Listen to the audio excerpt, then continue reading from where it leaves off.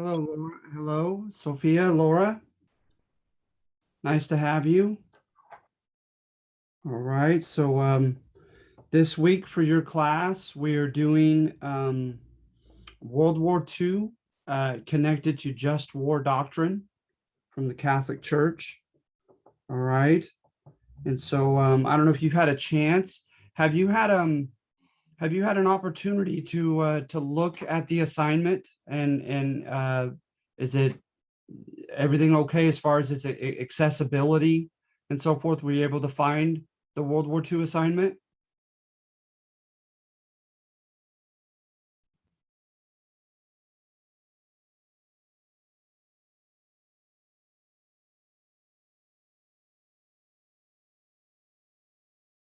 I see mine posted.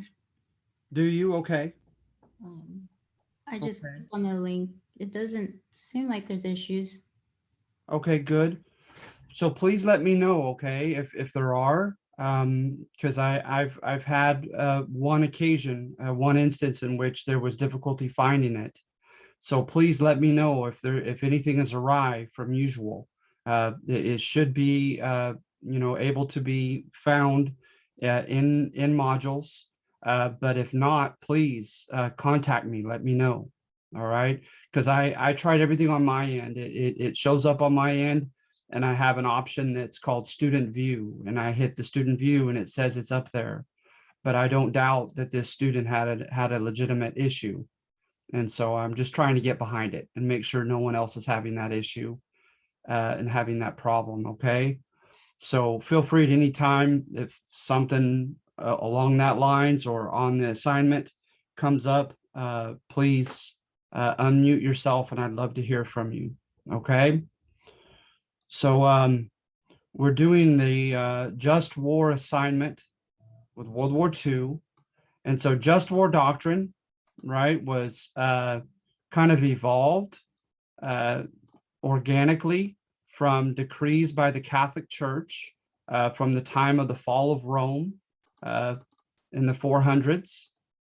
And from it, right, it kind of morphed into a systematic field, if you will. And so, and you see a lot of it that really is coherent with the medieval worldview of chivalry, right? The notion of noblesse oblige, the nobleman's obligation, that to whatever extent the powerful have been blessed by God to become such, to be such, they owe it to their weaker neighbors to help protect them, help defend them. So there was a lot of rhetoric throughout the years, starting with St. Augustine of Hippo, and kind of morphing into a little bit more of a secular um, uh, approach to it, but yet the same fundamental, undergirding foundation that you see with you can look up a man named Hugo Grotius, Grotius, a Dutch humanist in the early modern era, and you find that sense of that the two categories, right? What is it? Uh,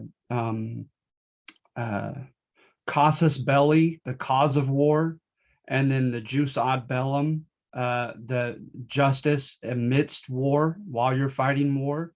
Those are the two categories. So the reason for which you're fighting a war and the manner by which you carry it out is supposed to meet these moral, these ethical, these Catholic and Christian notions and values, right? And so I thought it was just an interesting topic, an interesting, uh, foundation from which we could look at World War II, because oftentimes, you'll hear, or you will have read the statements that if ever the United States had a just war, it was World War II against what and whom they were fighting. So with number one, you get just that, right? You get court history, look for evidence of suggesting that fascism, right, that we fought against with these fascist countries of Italy, Germany, and Japan, that in and of itself represented much that is inimical, dangerous, harmful to Western political tradition. And when I say Western political tradition, uh, what I'm predominantly, suggesting is freedom from tyranny, right? You have the social contract, right, from your 101 class. The idea that you have the permission of the governed to rule over them, rule by consent, taxation by consent, right? You have the notion of natural rights, rights that you're entitled to by virtue of having been born as a human being.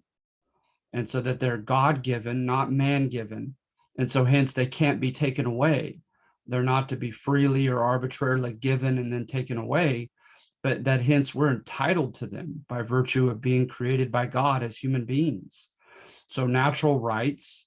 Then I think of Montesquieu, and I mentioned Montesquieu in number one, his notions of checks and balances, that there should not be one political body, there should not be one political leader who has arbitrary power, who has power to do whatever he or she wishes, right? And then also, undergirding just war doctrine is the golden rule, right? Treat others as you would want them to treat you.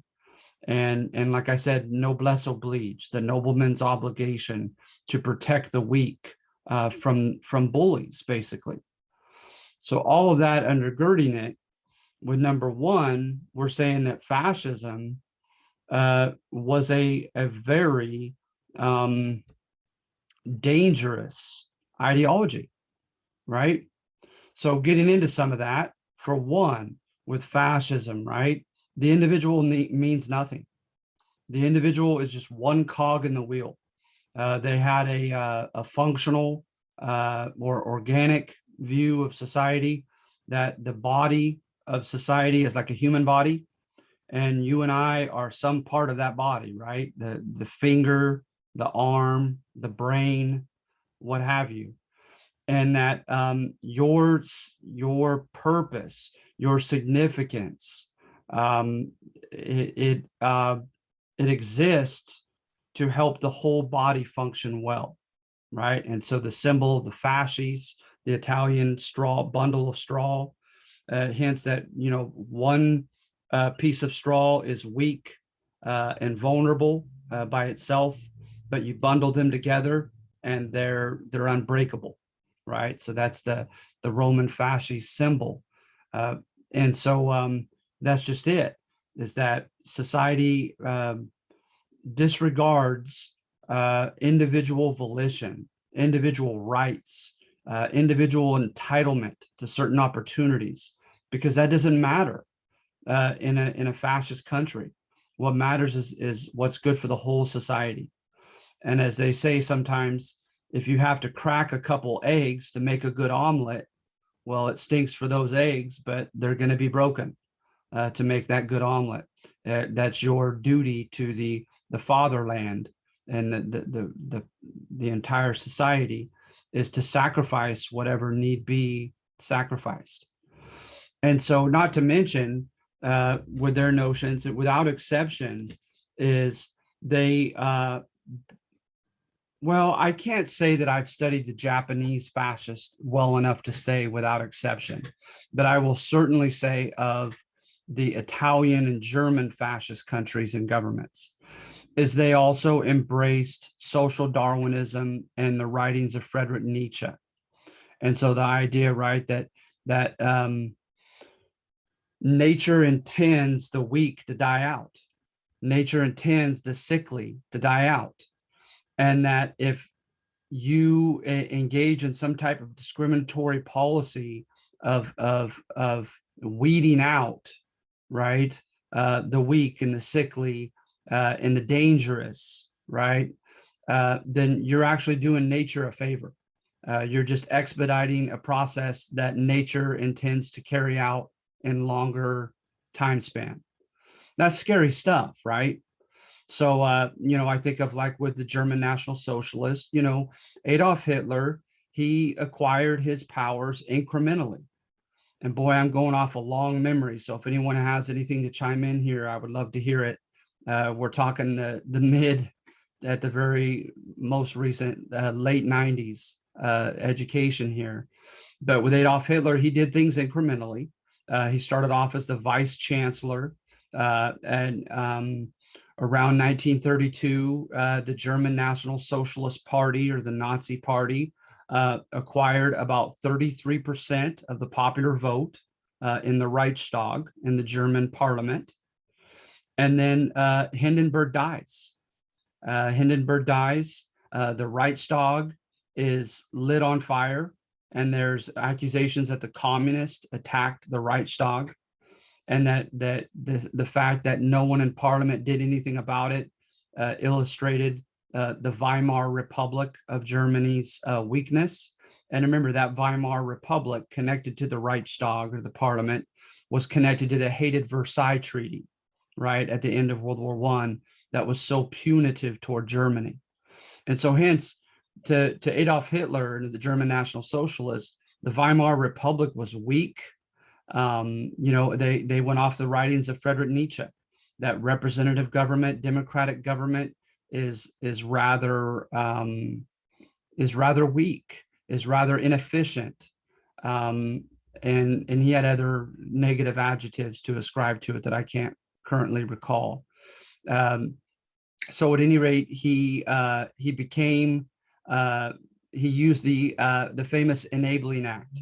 And with the Enabling Act, he shut down Congress. He declared martial law, or power to have martial law. And then it didn't take long, and he prohibited, outlawed all other political parties in Germany, except for the German National Socialists. And then pretty quickly, he issued edicts to keep the mentally and the physically disabled from being able to have children. He literally had some of his first laws were sterilization laws. And so you see his adherence to the writings of Friedrich Nietzsche and to the social Darwinists, and wanting to carry them out. And so the term that he used for the insider group, right, was the Volksgemeinschaft, the people's community.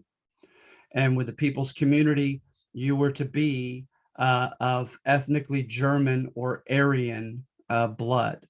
And it goes back to the Aryans that took over the Dravidians in India, and brought in the Vedas and the other Hindu works, and writing and mathematics and other elements of culture and civilization.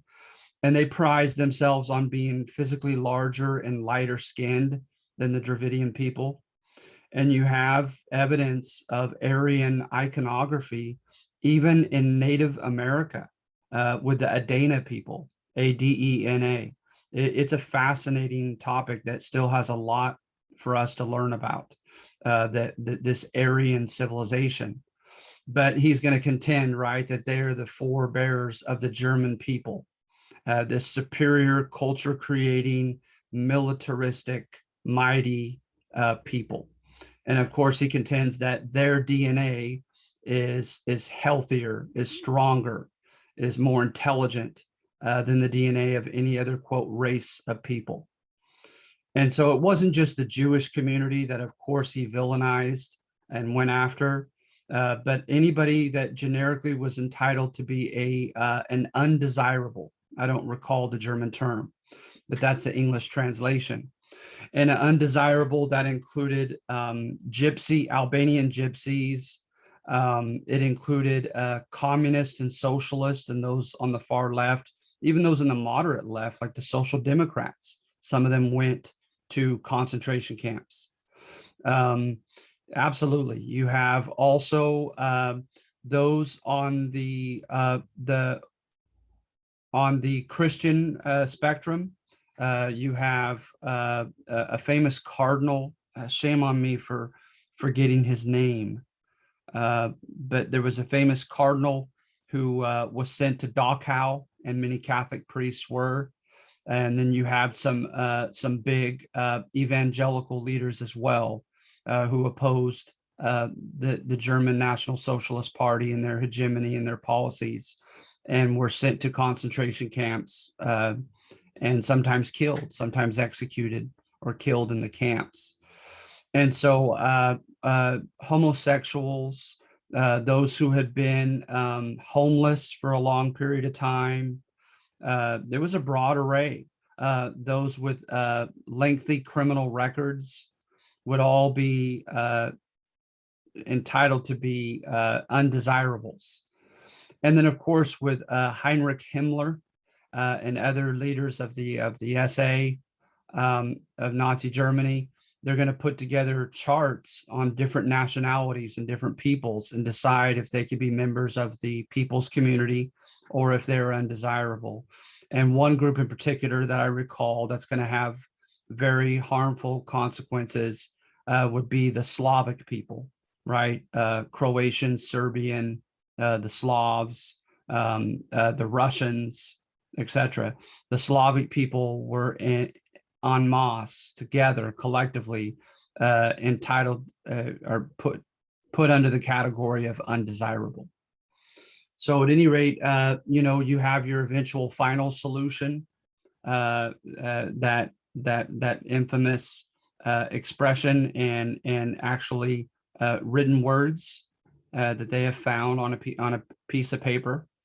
And so the final solution, of course, implied the extermination. And remember, you murder fellow human beings, you exterminate pests.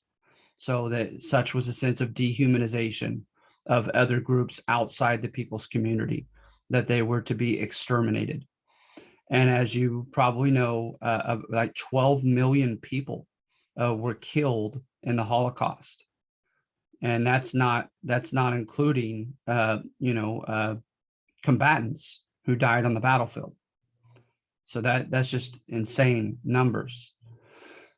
So at any rate, and then also who lead, so their foreign policy, their domestic policy, it was absolutely intolerant of disagreement, of debate, of any type of protest. And they were for conquering other nations, right? And vanquishing them if they, again, fell under the undesirable category. And at the very least, they were to be dispossessed of their land and taken over, right? And so, the list goes on and on with the fascists. And you could say also that Hitler definitely had a hand in provoking World War II, if not the sole hand in provoking World War II. He defied the League of Nations time and time again. He was supposed to keep 100,000 man army, and he did not. He failed to do that, and not have any kind of drafting policy. And he drafted guys and put them in public works and had them train militarily. He was to provide coal in the Tsar Basin to the French for money owed, and he sent troops into the Tsar Basin, SAAR, and bullied France's opportunity to get war reparations, coal reparations from Germany any longer. They were to keep the Rhineland demilitarized, and he sent in troops, and the League of Nations backed down in this kind of chicken fight. And so they backed down and evacuated the Rhineland. Then he said he was taking the port of Danzig from Poland, and he was taking the Sudetenland from Czechoslovakia, and he annexed Austria. And then he promised that he wouldn't take any more, and then he took more than the Sudetenland and began to conquer and claim all of Czechoslovakia as a new country. And then ultimately, he invaded on September 1st, 1939, the rest of Poland outside the port of Danzig.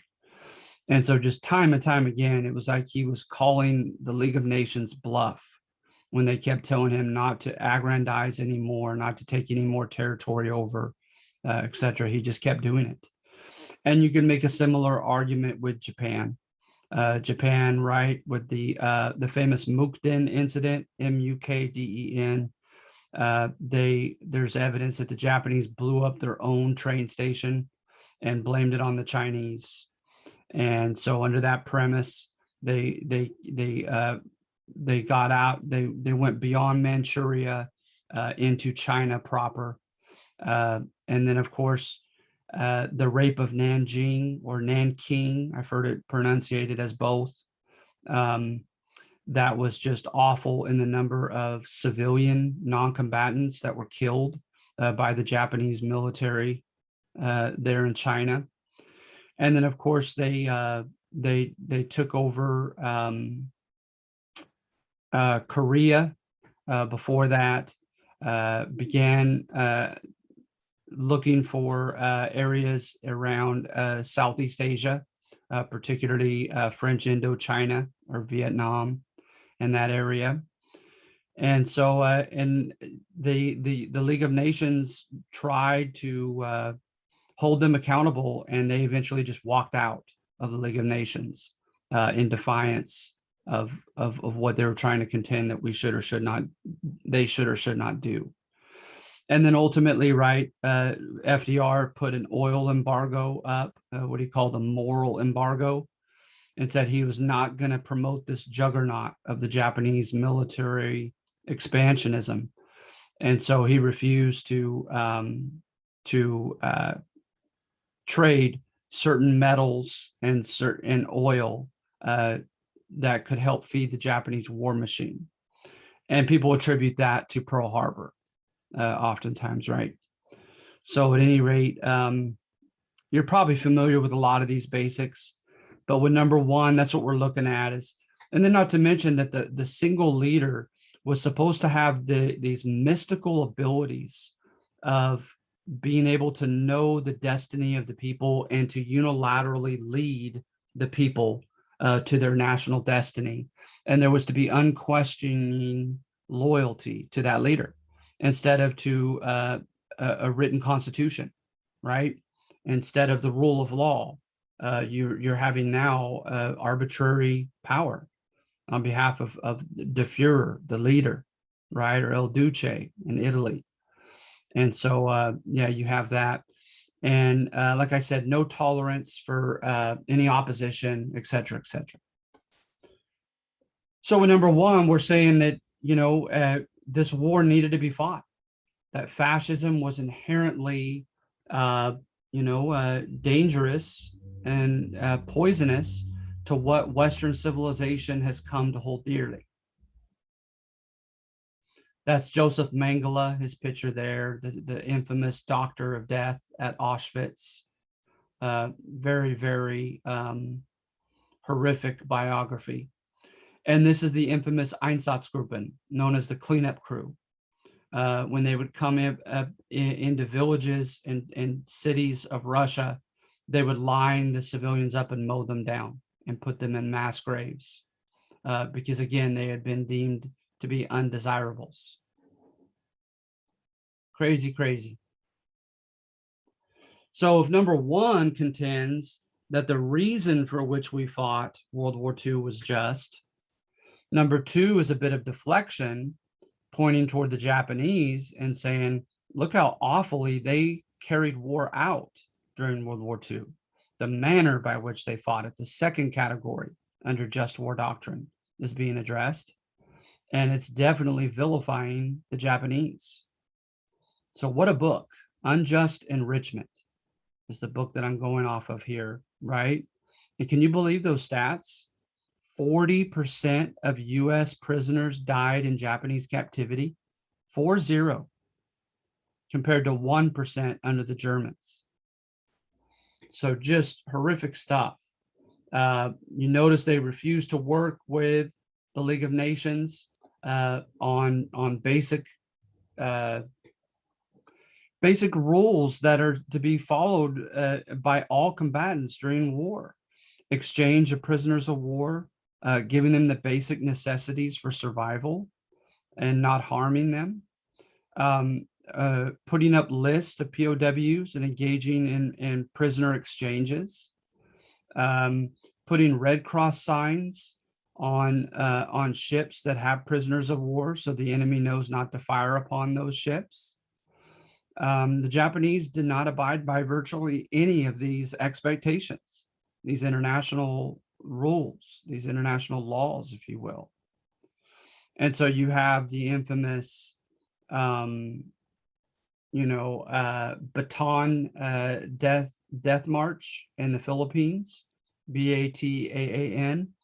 And then with the Bataan Death March, about a quarter of the 20,000 or so American prisoners of war and Filipino prisoners of war were murdered, were killed on this infamous march.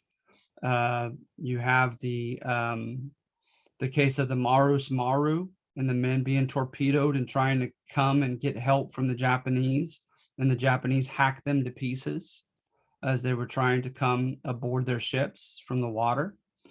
You have the infamous Zaibatsu, and the Zaibatsu were the Japanese, and I find that interesting to this day. Mitsubishi and Kawasaki were included here, whereby they received contracts not only to produce war materiel for the Japanese armed forces, but the Japanese armed forces lent them prisoners of war to work in their factories without any recompense, without any salaries. Virtually used them as modern slave labor. And they were horrifically treated. We have evidence. I mentioned a certain gentleman from the book who was simply trying to, Melvin Danner was simply trying to trade with a Japanese official to get a ball of rice because he was so hungry, and he was caught and he was brutally punished. And so it's a very eye-opening book, very much court history, American history, just contending basically that we were not nearly, even on the scale, on the scope, as awful as the Japanese were and how we carried out the war. And then remember, also connected to number two is the notion from court history books adhered to by President Truman, Harry Truman, that the bombs, right, were necessary, that they were necessary to drop because of Japanese fanaticism, right? Because remember, they followed the code of Bushido, the ancient samurai code of death before dishonor. So when you look at like the fighting in the Pacific, right, it was amazing just how perhaps, for lack of a better adverb, fanatically the Japanese resisted and fought. If you'll give me just a moment here, looking at this map here, you have, they got all the way down to New Guinea and the Solomon Islands. The Japanese took all of this here in the Pacific, right, in 41 and 42, and even attacked Fort Mosby in Australia.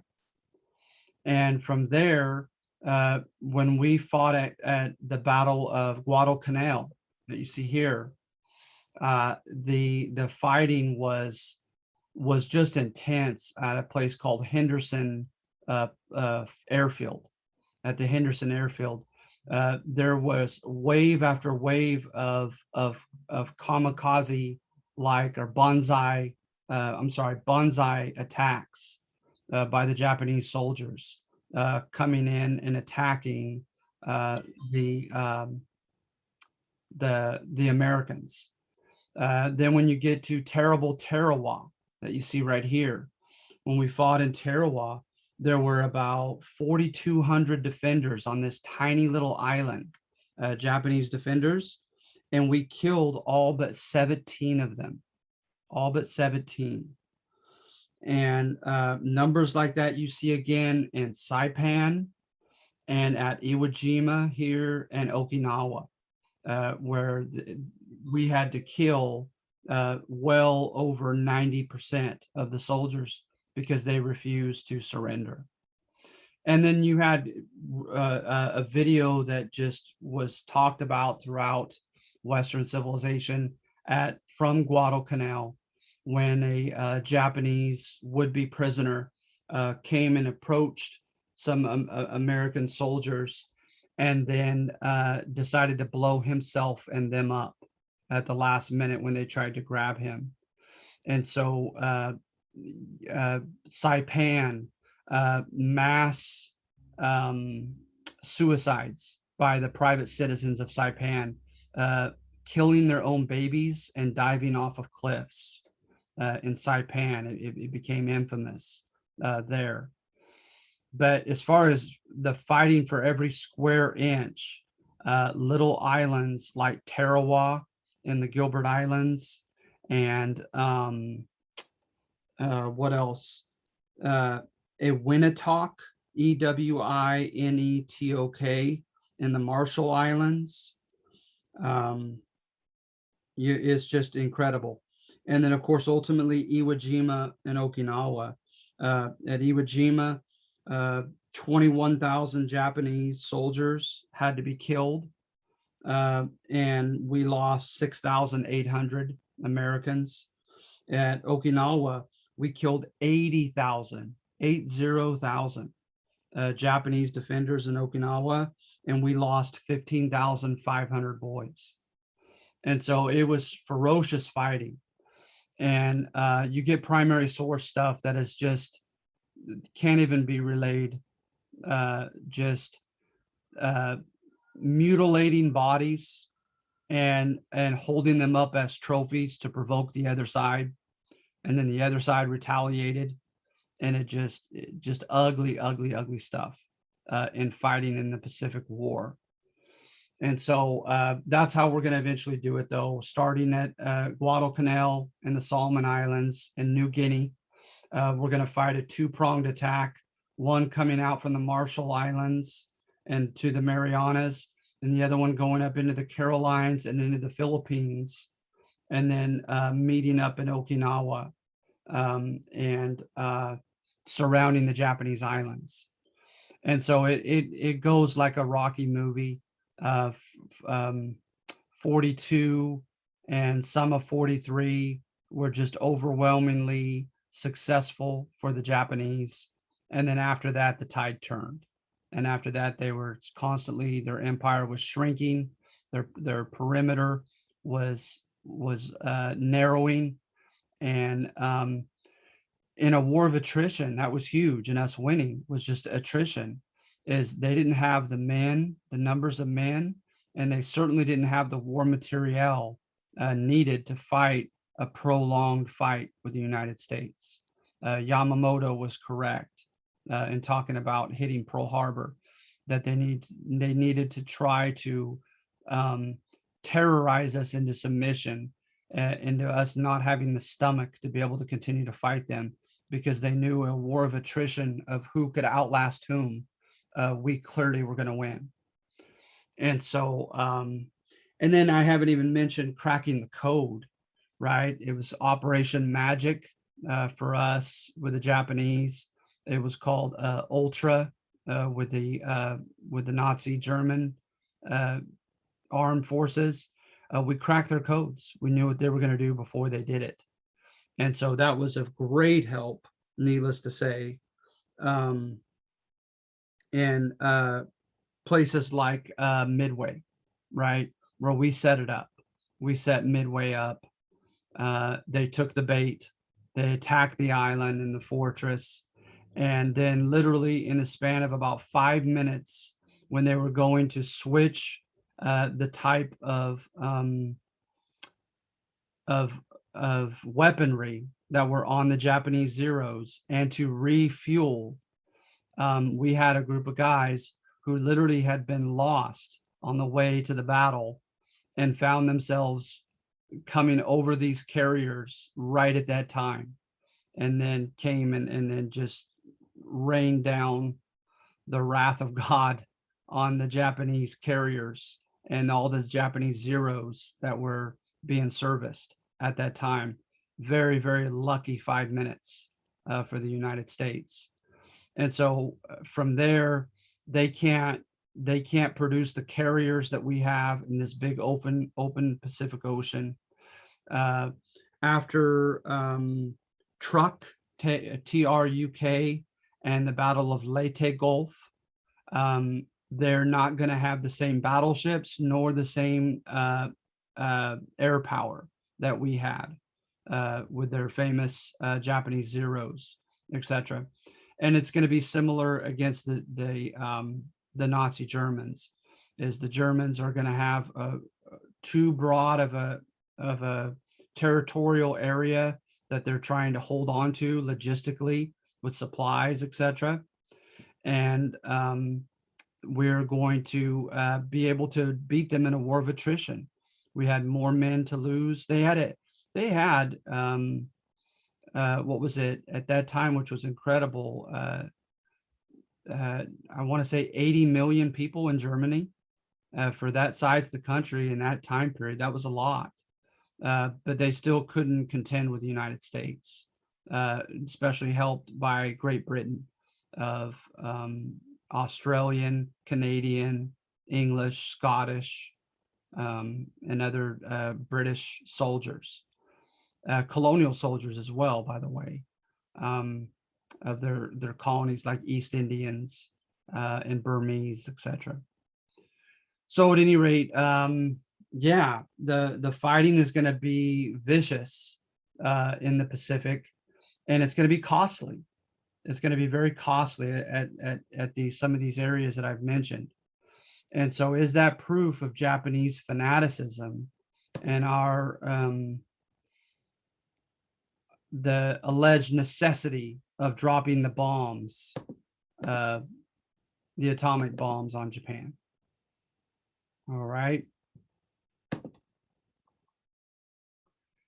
Then number 3 and 4 revert to revisionist history. Now you're going to see criticism of the United States. So you see there the very first sentence. The United States leading generals were not above implementing methods that can be construed as Machiavellian to win the war against the Axis powers. So when the Japanese began to suspect that we had cracked their codes, we stopped warning our boys. And warning them, it could have saved lives, but we stopped warning the boys. At a place called Schweinfurt in Germany, we sent bombers to engage in supposedly a bogus attack that they knew was not going to work worth a darn, to lure the Luftwaffe, the German Air Force, up into the air so that our P-51 Mustangs could shoot them down in dogfights. So we sacrificed those bombers at Schweinfurt for the P-51 Mustangs to be able to take on the Luftwaffe jets. And so, I should have the gentleman's name here. A lot of what I got from here as far as the bombing of cities comes from this book here, The Bombers and the Bombed by Richard Overy. And so at any rate, for instance, we had a policy named the acronym AWPD-1. AWPD-1.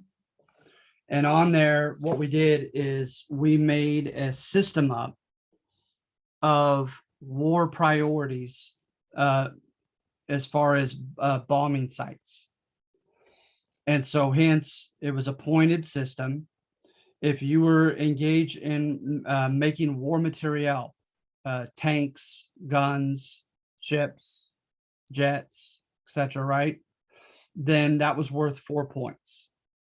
If you were engaged in telecommunications for the war, then that was worth 3 points. And so they had a point system. And if the city garnered enough points, according to this policy, it would become a likely target for us to bomb. Remember, when you hit a city, you hit the civilians in it. So just imagine us with World War One, right? In Richmond, in the East Bay area here in California, uh, with all the riveters and the war material that was being created there. Imagine them coming into the Oakland, Richmond area and just bombing the cities, hitting restaurants, apartments, suburban homes on the outskirts of the city, etc. And that's what we did. We engaged in carpet bombing, as it was called, in some cities, Dusseldorf, and the most famous one in Germany, arguably because it caught on fire, was this city right here, a medieval Gothic city. And I can't believe I can't remember the name of it at this moment. It should be in here. The name of the city, it should be mentioned in here. Dresden. Yeah, just look up Dresden and Tokyo bombings during World War II, and you'll find a high death toll, tens of thousands of civilians, of German and Japanese civilians that we killed in hitting these cities. So imagine having to make those types of decisions, right? And then unlike this policy of AWPD-1, we also was also mentioned by the British and one of our leading generals that we could also bomb certain cities simply to damper their morale. So they made it clear that they're not even trying to hit it because it has logistical reasons, production reasons, etc., but just simply to dampen the morale for the war in that area. And we did that in Romania. We did that. You could look that up in Romania. So at any rate, let's see here. So you have, the manner by which we fought was not above criticism. And then, of course, right, you look at the treatment of African Americans and Asian Americans with number 4, and you see, oh, by the way, the manner by which we fought. How in the world could we not mention the dropping of Hiroshima bomb and Nagasaki, right? Well, according to multiple sources, members of civilian leaders of Japan were trying to work with Swiss middlemen to try to come to terms with us for peace, because the writing had been on the wall by the time we got to Okinawa and Iwo Jima, right? And we're surrounding the main islands of Japan itself. And this is before we dropped the bombs. Other people contended that we could have brought them to Los Alamos or out other areas, the Bikini Atolls, and demonstrated the bomb for them to watch without having to use it. There was another popular contention that we should engage in a naval quarantine of the Japanese islands and starve them into submission to engage in an embargo or a blockade. But it was made clear by the military leaders that they would not surrender under terms in which they could not save face. And I think I have some more specific writing than that on a PowerPoint that I'll try to find and post for you guys. I have a PowerPoint that has some stuff on this, as far as who specifically was suing for peace, who specifically was contending, and what positions of power that we could and that we could not elicit surrender from them, because that would they couldn't save face and surrender. And so it's a proverbial question to this day: to what extent was it necessary to drop these bombs on Hiroshima and on Nagasaki? And I'm not necessarily a court historian on this topic. Whether I am or not, it doesn't really matter. as your instructor. But I find it interesting that I had someone come to my history class as a student who was a survivor of of Hiroshima, and he contended, having lost his family in the bombing, he concluded at the end of his lecture that he felt it was necessary to drop those bombs. And you could have heard a pin drop. We all looked at one another like, okay, you as a Japanese survivor can say that, but I don't have the stomach to say that as an American who didn't lose anybody there. Like, wow. So it's a very intriguing question. And we're going to get more into that when we do the Cold War next and go over the personality and decisions of Harry Truman as our president at the end of the war and in the beginning of the Cold War. All right. And number 4 says we didn't fight for the right reasons, because according to the Atlantic Charter, we're fighting for the human dignity of all people, right? Well, if that's the case, then why are we still segregating our Black troops? Why was there a case over the Rapido River in Italy of accusations against Mexican-American soldiers and how they were treated and kind of thrown to their deaths in certain battles, like the Anzio landings in Italy? Why did we engage in Executive Order 9066, right? The internment of about 120,000 Japanese immigrants and Japanese Americans. Now, is it true that we found a soldier with blueprints in his backpack about that had geographical maps and so forth and illustrations of an invasion of the West Coast of the United States? Yes. Did they have their famous balloon bombs that flew over the West Coast and killed a handful of people, like in Oregon? Yes.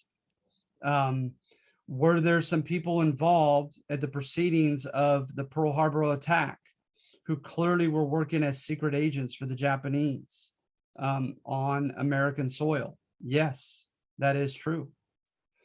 But to go to this extent, I don't know. So look up Tule Lake and Tulare.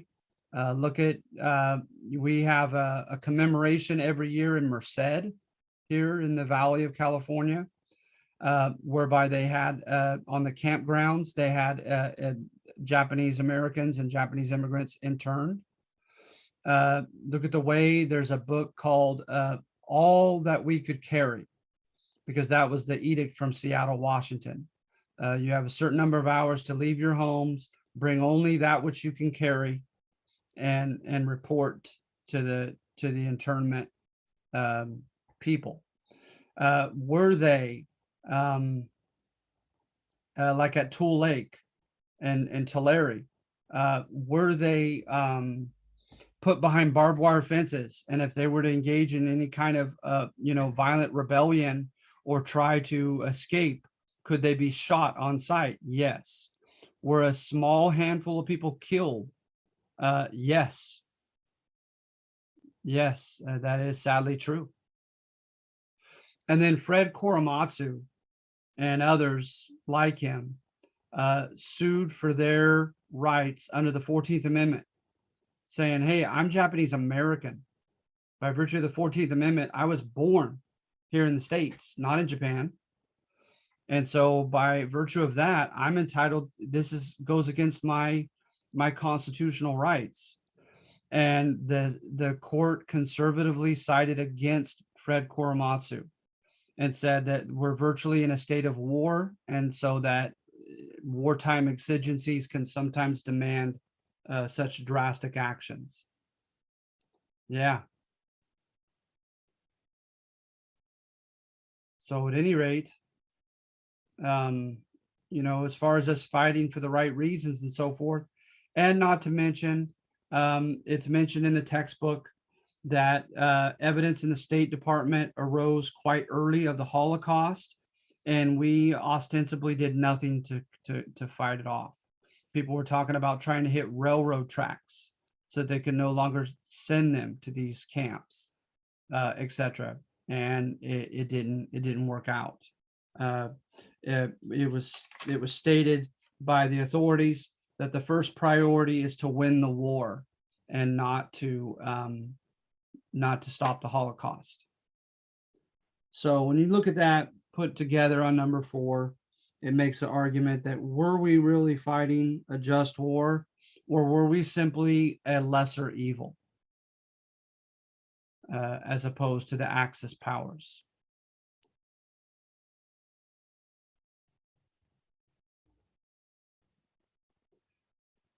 Then you had the Zoot Suit riots. I think I'll save that for the civil rights movement. But that happened with Mexican Americans in LA during World War II. All right, so let's take a look at the test questions. Make sure you don't have any questions or anything's unclear. So number 1, the popular narrative linking the Treaty of Versailles to World War II highlights the excessively lenient terms given to Germany. No, harsh terms, right? And so Adolf Hitler and the German National Socialists are going to gain popularity within Germany as a party in their anti-Versailles Treaty rhetoric, right? And contending that Germany was dealt with unfairly and too harshly. Fascism, you should get that right from number 1. But let me know if you have a question about it. Condemn Nazi Germany for the following. Again, I've talked about that, and that's in the handout. So I think you should be okay on that one. And then look at number 4, look at the first option. Given the U.S. merely a 24-hour notice and declaration of war before bombing Pearl Harbor, no, they didn't even do that.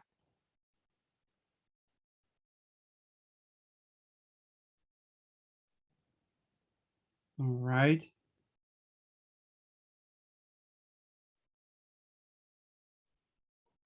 Number 5 challenges our motives and methods in the war, our failure to act upon the Holocaust, criticism of the U.S. despite its Atlantic Charter claims as evident in segregating soldiers. That was true. Renders little excuse for carpet bombing. We mentioned that as well. All those true. Number 6, Executive Order 9066 applied to only Japanese immigrants. Does the 14th protected Japanese Americans? No. In the Korematsu case, it was just the opposite. All right. And then number 7, Allied victory in World War II was abetted by cracking the enemy's codes. Yes, for sure. Some of Hitler's unilateral decisions, like attacking the Soviet Union and failing to attack Normandy more decisively. Absolutely. I might go back to that just in a moment.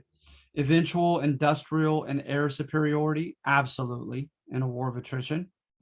Heroic and tenacious fighting at places like Stalingrad, Bastogne, that's the Battle of the Bulge, Guadalcanal, Leyte Gulf in the Philippines, and Okinawa.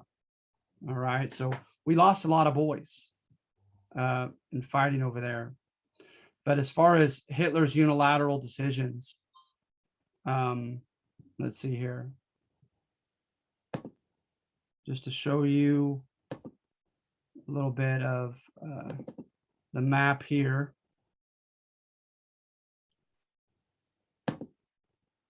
If I can get it to work. With Nazi Germany, right, you have contingency in history, the what ifs. D-Day, we had a phony army, right? It was called Operation Mincemeat to confuse Hitler and make him think that we were hitting other places than Normandy, and particularly the Pas-de-Calais region, directly closest to Great Britain. And supposedly up till 24 hours after the initial attacks on June 6, 1944, known as Doomsday or D-Day, Hitler thought we were going to hit the Pas-de-Calais, that Normandy was a feint attack, like a jab before your overhand, much stronger right comes at him. He failed to at Dunkirk. He went through the Ardennes forest right here, went around the Maginot Line that the French were so proud of. He just went right around it, and they didn't think his tanks could make it through the Ardennes forest, and they did. And when he came in, he isolated hundreds of thousands of British and French soldiers. And if you've seen the movie, etc., at Dunkirk, they're able to get out over 300,000 boys to fight another day. But Hitler, he hesitated. He supposedly hesitated. And then again, like at D-Day, when they attacked, he had other men that were underneath him. There was a guy named von Schleifenberg, and von Schleifenberg had extra panzer units at his disposal to come and try to help, that he could have moved them in the Normandy region the morning of the attack of June 6th, 44. And he was told he could not do it without Hitler's permission. And I've even read a respectable historian who included mention of the famous sleeping pill. So I can't confirm it completely, but like I said, it was a rather credible source that I read who mentioned the sleeping pill story, whereby Hitler was expecting the attack on the 5th, which was intended, was the 5th. And then a storm came up. And so he stayed up all night from the 4th to the 5th. And then from the 5th to the 6th, he stayed up as well, and decided in the early morning hours to go to bed. And he wanted a sleeping pill and did not want, and people were afraid of waking him up when the D-Day invasion happened. Then you also have, before he could finish off the British, Operation Barbarossa, he attacked Russia. And then in going into and taking 3/4 of Russia, he decided to go take the Caucasus, and where they get the term Caucasian. The Caucasus were very rich in oil, but he split his army into 3 groups. I can't remember where the other third were, but yeah, 1/3 fought at Stalingrad, another third fought in Moscow, and the other third fought in the Caucasus. And if he would have, in hindsight, they contend, if he would have kept his army unified, he would have had a better chance. And then, of course, he faced in that particular winter at Stalingrad was one of the coldest in history. And so much so that some of their tank material and some of their guns were freezing and no longer working. So the Russian winter beat the heck out of the Nazi Germans. The Russian invasion was seen as a big fiasco. And then also happened to carry his allies. He had to carry the Germans to the point of even rescuing Mussolini at one point.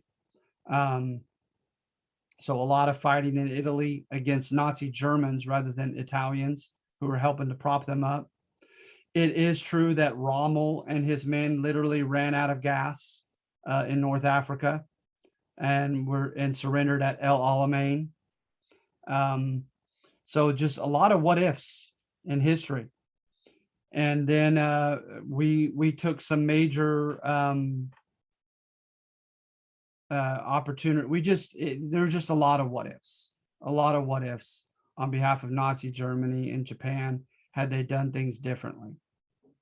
All right, but so are there any other questions pertaining to either the assignment or your test questions?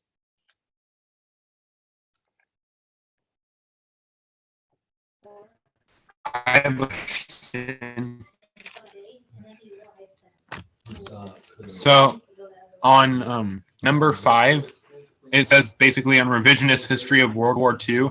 On number D, choice D says claims information found in options A and B.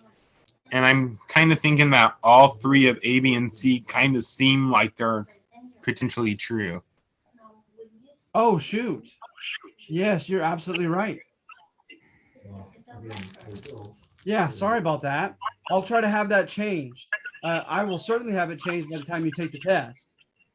Okay, so would that be D as the correct answer? So all of the yeah, above? all of the above. Okay, Yeah, thank you, okay. Jaden, for bringing that Thank to my you. attention. Absolutely. Okay, anybody else?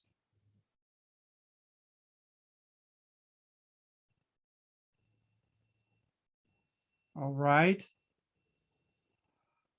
All right, so good luck with this. I hope you enjoy it. I'm sorry. I've been just a little under the weather, and I don't think I did very good justice to this topic. This topic ought to be fascinating to you. World War II as connected to just war doctrine. All right, so thank you for sticking by me throughout the lecture, and I'll be happy to give you your extra credit points. All right, so good luck with everything, okay? And if you don't have any other questions, I'm going to go ahead and say adieu. Okay. Have a good one, Derek. Thank you. You too. Thank you.